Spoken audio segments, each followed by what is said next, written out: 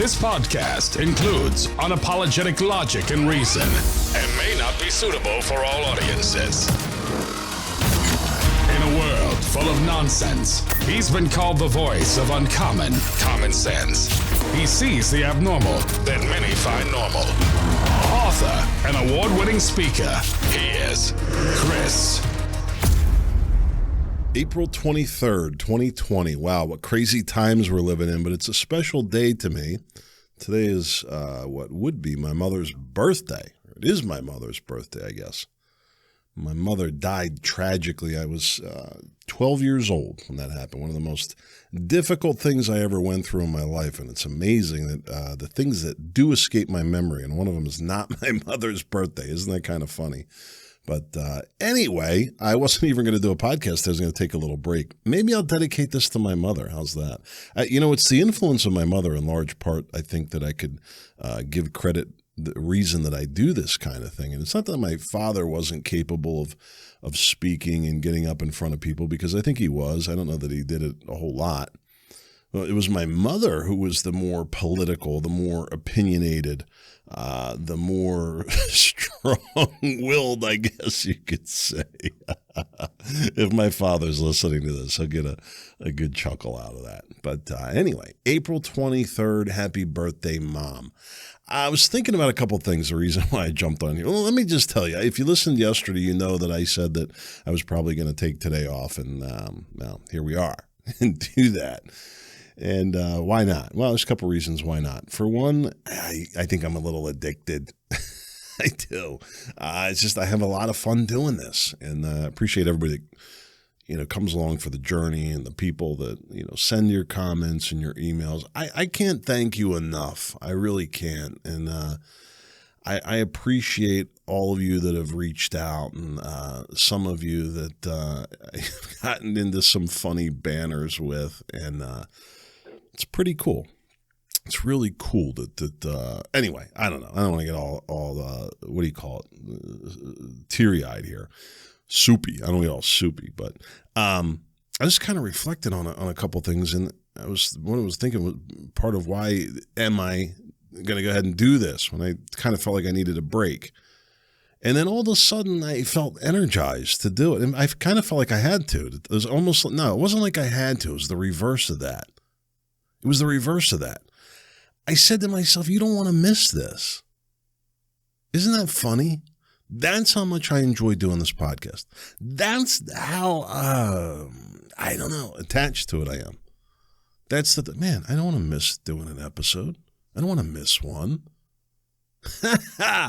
Something else, don't you think? I'm in the groove right now. And I've said this before. I feel a little bipolar right now. It's been a little up and down. I'm not going to deny it. And I'm going to guess that if you really did some honest self-reflection going through all this, you'd probably say something similar. But whatever, For me personally, I think I've been mostly, pretty well, dealing with all this and the change. And there's worry. I'm worried right now what's going to happen next. I think that's another reason why I wanted to do this podcast today. It's like, this is not a time to be resting any more than we already are, I guess you could say. I don't know. I don't know if I'm making any sense. It's just kind of a weird thing. I know I'm not the only one that thinks that things are feeling weird. My buddy Kevin, haven't heard from Kevin in a little while. And he kind of comes in and out of the show. He's got a lot going on. Busy guy. And anyway, he's there in Colorado. They had got kind of hit similar to Pennsylvania as well. But I saw he posted on Facebook, and he said, how many people feel like there's something weird going on? However he worded it. I had somebody email me the other day, and they said, this is somebody that I know and trust. This is an intelligent person. This isn't like some, random visitor off the website or something like that. As a matter of fact, this is somebody who was a general in the Army and a high-level executive at a pharmaceutical company, right? So this is the clown, right? And he says, I got some bad news. This is the end of humanity. This is the beginning of the end of humanity. And I'm like, Michael, you can't just throw that out there. So I email him back and I'm like, do you really believe that? Yes. Evidence suggests it. And I'm like, oh boy. Doesn't give me the evidence, of course. So I don't know. There you have it. I mean, maybe we ought to take some of this time to get our hearts right with God. I'm not laughing in jest. I'm laughing in joy. Maybe that'll be the outcome. I don't know. I personally don't feel like the world's ending. I actually think that there's going to be a little bit of my gut feeling is, and it's not a complete gut feeling. I was watching somebody the other day. He said that they're moving so quickly. Who was this? I don't remember who it was. He said they were doing so much so quickly that if their gut feeling was 80% yes, they went with it. Because if they backed around and messed around too long to get 100% gut feeling, nothing ever got decided, nothing ever moved forward. But a lot of people think that it's a weird time. I don't think there's any denying that. Very strange, very strange. I was watching. There's some Indian guy. I believe Hindu Indian guy. I forget his name. I'll get it for you. Really cool guy. Interesting to watch. I guess he goes around, does a lot of speaking and stuff like that. And I noticed he does a lot of speaking at colleges. I wonder if there's people that are paying him to do that. Probably. They'll pay for that, that Middle Eastern, Far Eastern influence, but they won't pay for any local homegrown influence. Maybe you'll see that change. That's another thing I want to talk about if we can, is this a whole idea of, people wanting to buy American and becoming more nationalist. What's really going on? That we'd become more globalist as a result of this? Or are we going to become more nationalist? I don't know. Interesting. Going to be interesting to see. And that's another thing that I realized. I'm at this point in my life where, for the most part, it's not like nothing gets under my skin, or it's not like nothing catches my attention, or it's not like there's not things that I'm not sensitive to, because I am all of that. But generally speaking, I'm at the point in my life where I kind of look at things going on and I'm generally take the approach of, well, this is going to be interesting to see. I don't go off the rails too easily. Like I'm at the point in my life where I have a certain level of control over my emotions. Now, look, mess with my daughter and, that's going to be out the window. You know what I'm saying? I'm not saying I'm not sensitive to anything. Come on my property, uninvited. There's a good chance you're going to get, end up in a bad situation doing something like that. So I have my the red lines, right? The red lines, yeah. But generally speaking, it's not like, whether it's at home or politics or whatever, that I get too unglued. Now, if you listen to me, you'll hear me talk about the times that I do. And I've gone through my times where I get a little fired up. But right now, I can tell you, I'm definitely not. Right now, I feel like I'm just like, okay, I'm kind of looking at everything that's going on. I'm able to accept what's happening for me personally, and as far as the news as a whole. And I just look at the whole thing and I think to myself, a lot of this is going to be interesting to see. And it's easy for me to say that because I'm like in probably some of the best position you could be in to go through something like this. Not 100%. I have some vulnerabilities right now, and I'm talking about in terms of, being able to survive some kind of a long-term disruption. There's a term for that. I don't know what it is. What kind of assessment have I done of us as a family and of my property and so forth, and finances and income and all that. And, in some ways we're in really good shape, and in some ways it's the areas that matter most. In other ways we have some vulnerabilities, and we're going to work on fixing some of those vulnerabilities. We would have anyway. Some of this is by nature of the fact that we moved. You've heard me talk about all this. So we're going to fix that anyway. But we were talking last night. I had a tablet out, and I was just like, what do we want to prepare for? How do we want to be prepared? You know what I mean? What do we want to be at? And, it's funny.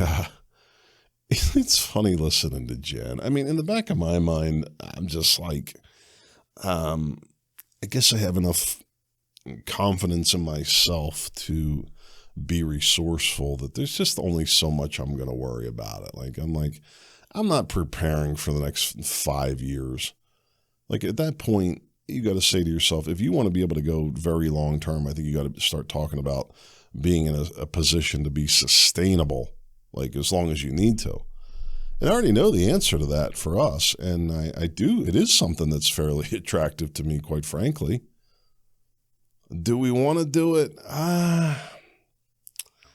There's a lot involved, and it's a lot of commitment, time, and energy, and money. Money. I would say to you, if the right deal, opportunity, and timing come along, I would jump on it. I would. And here's what it would involve for me. I'm on a well. I would need to put in solar, basically. We have a well, we have oil heat. So if I'm going to talk about a situation of sustainability, I've got to assume the power is going to go out. I'm not going to be able to get oil. And because I don't have power, I won't have my well. So how do I fix that? Well, the best way to correct it as a whole is with solar panels. And it just so turns out that I've got a giant south-facing roof at probably just about the perfect angle to mount solar panels on. Now, the most efficient, the best solar panels available are on computerized articulating arms, meaning it basically swings on a ball and it swivels around and it follows the sun. It's intelligent, and they are incredibly efficient. That technology, and they're like plug and play. Like you can buy a unit and throw it in your backyard and daisy chain them together and plug it into your outlet and boom, boom, boom. I don't know that I would recommend doing that. I'm not an electric guy, but it's pretty much that simple. All right. And it's amazing. And the efficiency is amazing. The problem is that on a typical residential roof, you're not going to mount something like that. You're going to mount something fixed that, has hurricane ties on it and doesn't compromise your roof. And I think, we're fortunate to have the space on the back of the house, because I don't want those damn things on the front of the house. I just don't. I'd put one in the backyard before I would do that. So I think we have plenty of room, and then we got to start talking about batteries, and I believe it's Tesla that makes the best whole house battery. And so then you can determine how many of those you want to get, how many days of charging power. And these things don't come cheap. And, there's probably risks. I don't know what it is. Fire, who knows? Probably maintenance, replacement, all that stuff. It's expensive. I'm figuring, probably at least 30, probably more like 40 for the solar. And I don't know about the batteries. I just don't. And, I'm not making that kind of investment right now. We'll see what happens. So maybe if, the right grant or something comes along, I'd do something like that. But, beyond that, we're going to look at probably doing a generator or something like that. So we have some kind of short term. We have to do that. We had a power outage here, and it was fine. We turned it into an adventure, but it's definitely not something that you want to be going through all the time. I can tell you that. And by the way, I live in town. I don't want to give you the impression that we're like out on the side of a mountain or something like that. We're not. We just happen to have a great property on the edge of town, which is fantastic. And, but anyway, yeah, what are you going to do? We're finishing up, getting the deck ready to open up. We got some new furniture. And guess what I did yesterday?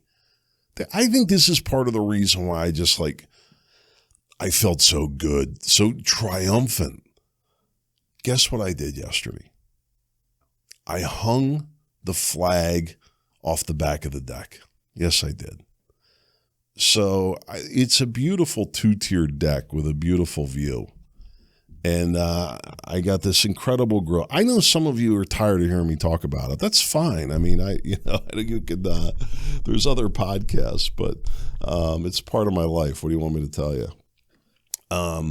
And it's going to become a big part of my life. I might even do the damn podcast from the deck. How's that? Huh? Probably not. But one of the things that I got out of this was this new studio that I absolutely love. But anyway, the deck, it's like, it just feels like a big ship out there. It's two-tiered. It's up out of the ground, and the flag and the grill. You feel like you're on a party boat or something like that. And I'm going to probably do some videos of the opening of that. If you have any interest, probably not. I don't care. You could check out what I'm grilling. I'll put that kind of stuff on my Facebook page. I've been doing some Facebook Lives. They've been absolute catastrophes. Oh, horrible. You probably don't even want to, you might want to skip that step. My Facebook page, the link to that is in the section below your description, whether you're on YouTube or listen on the podcast. It's probably in the description, but I don't even know if you want those videos coming into your news feed. You might want to just skip it. Like, yeah, Chris, I'm not going to follow that. I'm definitely not the most popular video. What are they? Vlog, not me. I don't get that, but I've been following this whole Corona thing really since day one. And I've been keeping a log every day of the statistics. All right. And I've been charting that. And on April 17th, so 6 days ago, I wish I would have started this sooner. I really wish I would have started this sooner. But on April 17th, I also started logging and keeping a record of all of the big headlines for that day. It is amazing. It is amazing. I realize now when I try to talk to people, generally speaking, they look at me and with me having access to that data, I realize that it's nearly impossible to even have the same conversation. The effect of this virus is so minuscule. Now, the next question is, why is that? Is it because it's just the way it is? There's a theory out there that it dies out after 6 to 8 weeks.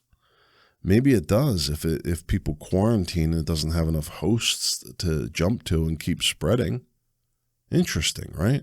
As best I can tell, there's always seems to be a balance to these things, okay?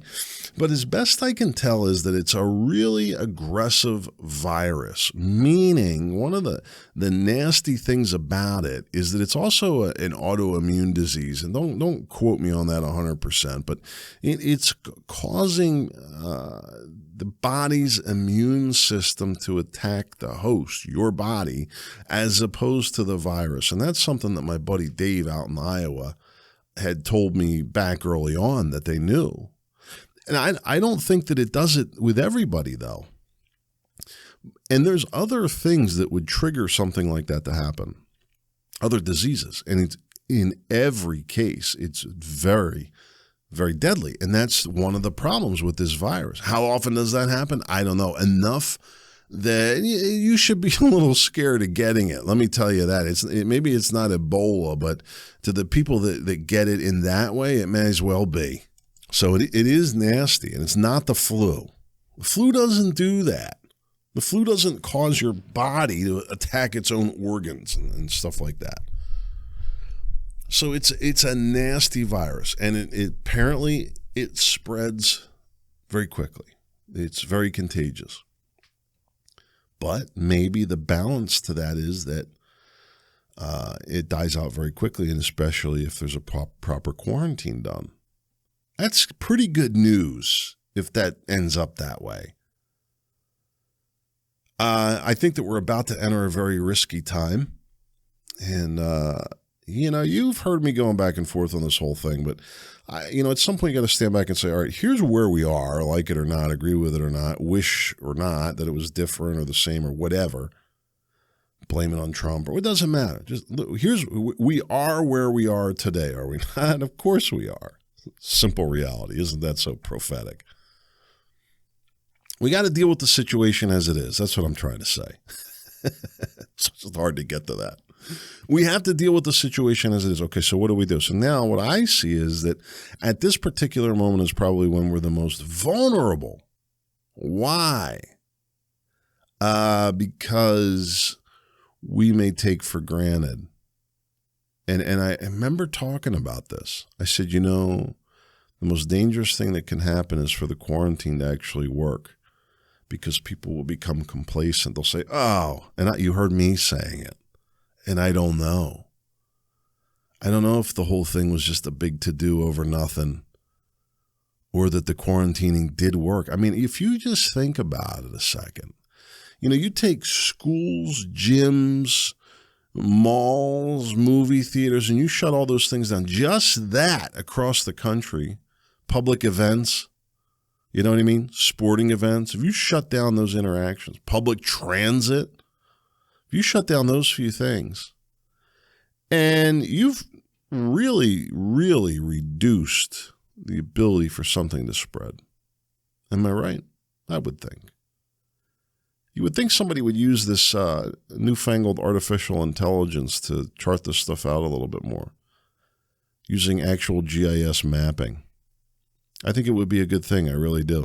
Have you seen some of those? Do you remember seeing some of those infectious 3D algorithms that they were doing early on? Yeah, that was a bunch of bull. Turned out to be.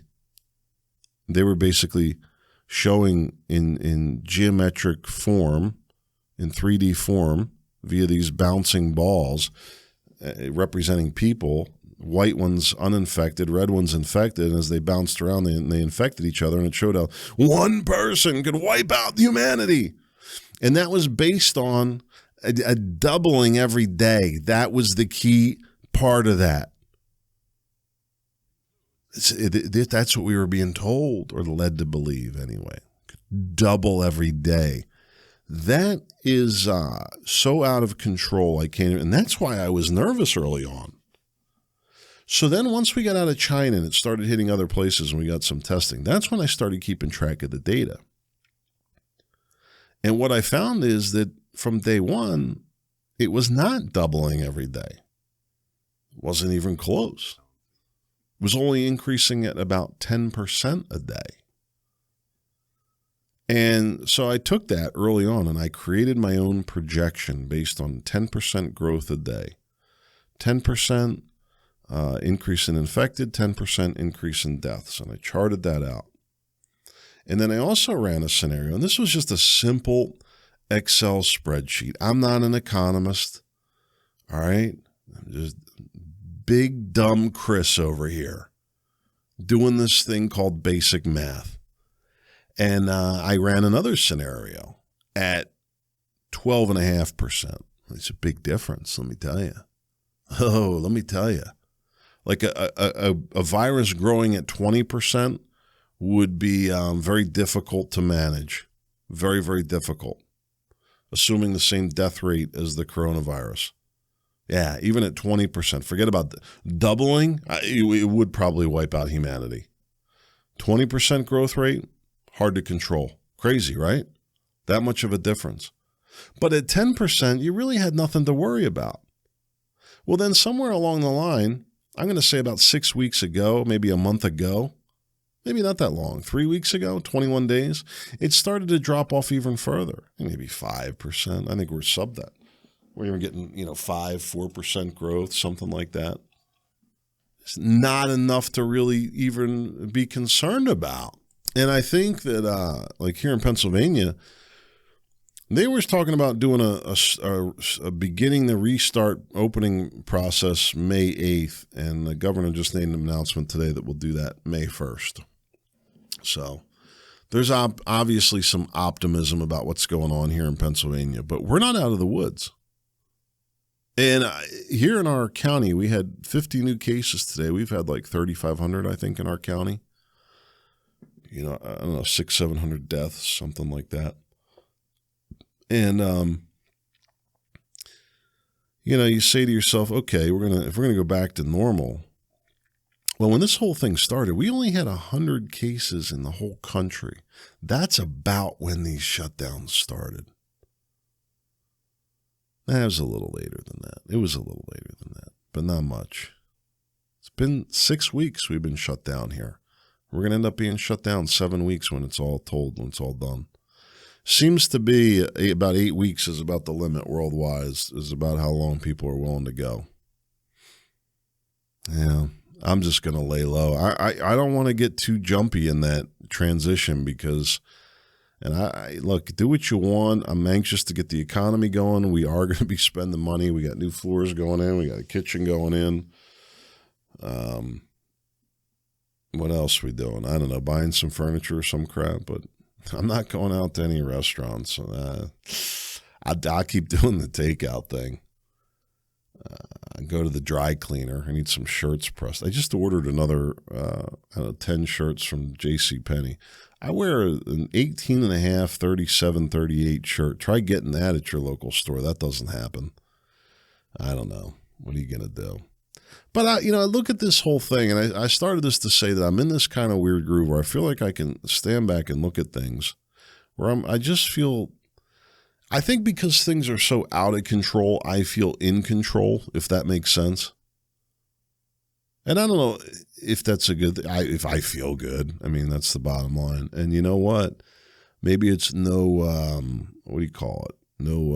surprise that, I got outside and spent more time on the trail than I have been in the past couple of weeks, which is another big reason why I wanted to be here. It was important to me. I knew that I needed that. You need that. You got to get outside. Do you know what they say that the number one cure for sleep problems is camping, because it resets your, what is it? Is it your circadian rhythm? Did I say that right? Every time I say something wrong, I get. Maybe I should build that into the show. See, this is where I have to be a little sharper with things. Maybe I should purposely mispronounce something here and there just to increase the activity on the site. Oh man, I do it enough. Some of the stuff I was laughing. I think I was like 24 years old. I owned a business. I really did. This is no lie. And I was trying to remember the story. It was somewhere out in Arizona. I called out there, and I forget how I pronounce the name of this place now. Man, I hope I think of it. But it's so funny looking back on it. I had the phonetics completely wrong on this thing, but it's the whole English grammar pronunciation thing just isn't my forte. I grew up in the hood, and I was a country boy a good part of my life, and none of that involved proper etiquette. Except for my mother, she didn't put up with nothing, man. She was a tough cat, and she would let you know. But anyway, yeah, we're gonna be preparing a little bit differently coming out of this. I think it's probably the prudent thing to do. I think it's good that things maybe get back to a little bit of kind of normal. And Cuomo says that a lot of the people that have gotten it there in New York, he feels like that they developed antibodies to it. I don't know. Total deaths in the United States right now, 49,409. So 50,000 figure. How bad is that? Well, there's been flu seasons where 50,000 people have died. And, there's other ways that, we lose that many people in a year. It's a lot to lose in a quarter. I mean, it's significant. California, record day. Cuomo, 21% in New York City have antibodies. Great. Another drug flops in its trials. The drugs just aren't working very well. I was afraid of this. I was always very skeptical of the whole drug thing. I know the president was very optimistic about it, but I don't know. Family ravaged by virus, begged for tests, hospital care, but was repeatedly denied. Well, they were probably poor and illegal immigrants, but you can't say any of that. Hidden outbreaks, I shouldn't have said that. That was not appropriate. Let's actually see here. Let me dig a little deeper into this. Is there any indication? It's Detroit. Let's see. 56 years old. No indication, and I'm probably off base with that. It was really not appropriate for me to say something. I don't even know why. It's out of my my normal nature to say something like that. I don't know. I should go edit that out. I won't, because I want you to kind of hear raw the way I think. And some of you are probably like, when I said it, whatever, rah rah, but I don't like throwing. It was irrelevant, inappropriate, unnecessary, and wrong, quite frankly. And I'm just kind of questioning why that even popped in my head like that. I don't know. I'm becoming a little cynical to the news for sure. But at the end of the day, I think I have to ask myself what made me think about that like that. And this is this is what you get with an unscripted podcast. You're not going to get this from Sean Hannity or Rush Limbaugh. I can tell you that. Hidden outbreaks spread through cities far earlier. I've talked about this since the beginning. I think it was here. I think they knew it was. Probably somebody did, is my guess. I think I might have had it back in January. Latest partisan divide, wearing masks on Capitol Hill. Oh, please do tell. What is this about? What do you tell me? House Republicans anger Democrats by refusing to wear protective masks. That's I don't know what's behind that. I'm not going to waste my life getting more involved in that. Are Republicans making a positive statement by doing that? What do you think? I mean, I'm not really getting it. I can't tell you that I'm going to say, oh, that's great that they're going to. I have to tell you, I went to Lowe's yesterday. Again, I had my mask this time. And as I was up there and getting the stuff that I was getting, I was asking myself if it was necessary to be out, for one thing. But anyway, I had this mask on, but I didn't have gloves, and I don't have hand sanitizer in that car, which has turned out to be a big mistake. But I got to tell you, by the time I got out of the store, between touching the cart, picking up the stuff that I put on there, you got to, of course, empty the cart, put it on the belt. The lady's operating in a bubble. She's got a gas mask on. So you walk up and, oh, welcome to Lowe's. How can I help you? Thank you. Yes, that's an aisle 4. What the hell happened? You imagine you woke up out of a coma and you saw what's going on. What the hell happened? I've seen people wearing double masks. I'm not kidding. I can't. What do you say? Hey, stupid. You think it's stupid? This is serious. Okay, all right.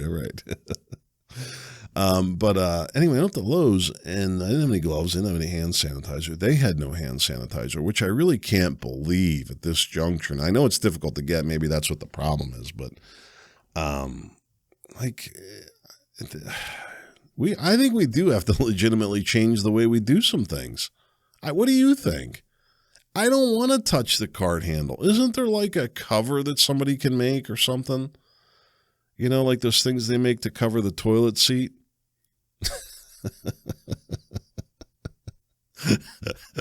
I don't know what made me tie those two together. Like some kind of a paper tube or something to cover the shopping cart. I don't want to touch every dirty snot-nosed kid. His hands on there, and he's picking his nose and holding the thing. And oh man, what are you gonna do? So much going on. Trump advisor put everybody in a space outfit. Do you think that might have been sarcasm? No, nobody's gonna get that. Nobody would even think about it, right? Latest partisan divider said that. Maxine Waters says that her sister's dying. All right. Obama launches another veiled attack on the president. I wonder how much more of that's going to come. I wonder how much more relevant Obama's going to come as the election comes a little closer. No coherent national plan. This was the other thought I had about all this. So looking at everything that's going on and how it's happening, you had the initial alarm that was sent up by WHO, World Health Organization. And, all this push for globalism, by the way, you know it's the United States that's pushing it. I always kind of laugh, like when they're like, the damn UN, those guys. It's us that's funding the whole damn thing. We always have since it started. That was a vision that came out of America. Now, I think it was brought here maybe from some Germans and Russians that, came here, but it came from America, this idea of one world government. Yeah, it's an American idea. It's not a Chinese idea, I can tell you that. Maybe they have their own one world government idea, but it's not the one coming out of the UN. But I had this thought. What do you think will be the result of everything that's happened? Do you think that we will become more nationalist? I mentioned this earlier. Or do you think we will become more globalist? We need more established worldwide rules. We have people eating bats. Try stopping that. I don't know. I think it's an interesting question. Very interesting question.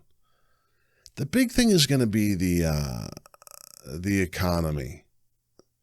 Constitutional sheriffs won't enforce restrictions. Yeah, there's a lot of people I've talked to in law enforcement that have said that. They're saying, we're not going to go out there and I swore an oath and I'm not going to violate that oath. And I would just encourage everybody who's picking these hardline paths just to think it through. I respect that. I respect that position a lot. And I believe that in certain cases it's the correct position to take. But I'm not sure it's the correct position to take in every case. I don't know. I don't know what the sheriffs that they're talking about are dealing with. So I said that, all along since the very beginning, this whole thing, that there was going to be three parts to managing it. There was going to be the medical side. There was going to be the economic impact, and there was going to be the panic side, the societal side of it. And let me start with the panic thing a second, but what I really want to talk about is the economic impact, because that's what I'm the most afraid of right now personally, and kind of the disruption that comes with it. Very chaotic right now. It's been chaotic since September 11th, basically. A lot of chaos. Now it's governor, craziness is moving at warp speed, things that we never thought we'd see before. But on the panic side, it's very, very difficult to manage that. It's very difficult to go out to the public and say, hey, your local meat processor, yeah, our plan is that if all holy, what hits the fan, that we're going to use their trucks as temporary field morgues. People don't want to know that. People don't want to know that kind of. There's a lot of people that can't handle that kind of thing. And I think there will be lessons learned and protocols implemented from this whole thing that will carry forward into time. I think that what should have happened before they even issued the quarantine was to issue, what do you call it, caps, what's restricting how much people can buy, quotas. And they could have been pretty liberal. 2 packs of toilet paper, not 20, and they could have calmly, I think, better delivered a message of like, look, listen, we're going to have to quarantine. It's going to probably be for at least 30 days. And we need people to start preparing in this particular order. I don't care what you do. There's always going to be people that want to be at the beginning of the line. You know what I'm saying? There's always those people. If you watch the dynamics, like, have you ever been on a plane and they say, okay, flight 707 set to board now. If you want to grab your bags, and seats 1 through 10 want to line up here. And all of a sudden it's like 50 people line up. All right, if we could just back up and leave a little, It's like a weird psychology. I have no idea how those little sound effects are going to come through. I guess I'll find out a little later after I listen to this. That's a little value added for the Friday show here today, What are we going to do? But you know what I'm saying? There's like a weird dynamic when people, like, they just want to be at the front. They want to get in. I'm part of that. I just want to get in and get out. I don't know. He's sitting here and looking at these people. But anyways, it's very difficult to manage that. I don't know that there's a right answer to that. You do the best you can. But outside of that, the economic impact. Eurozone economy suffers an unprecedented collapse. United States unemployment, highest since Great Depression, 1930s. Credit cards cutting limits. That's nothing new. A lot of people believe that we are on the verge of an economic collapse of an unprecedented scale. And I don't know the answer to that. I think there's a lot to be concerned about, but I believe that there are some things to be optimistic about. And I think this is why I say I'm in the groove right now and what I wanted to pass on to you today. You got to just sit back and say, this is going to be interesting to see what happens. And let it unfold and have a little confidence in yourself that you're going to be able to respond as needed, and that's going to give you the ability to relax. I think, hey, look, I'm hoping to spend a little time out on my deck this weekend. We'll see how the weather holds up. I hope to be back on Monday, and I sure hope to see you there. Do me a favor. Give me a like or a share or a subscribe or tell a friend or something like that, would you? Helps to keep this thing alive. Hey, make it a great weekend. Hope to see you back on Monday.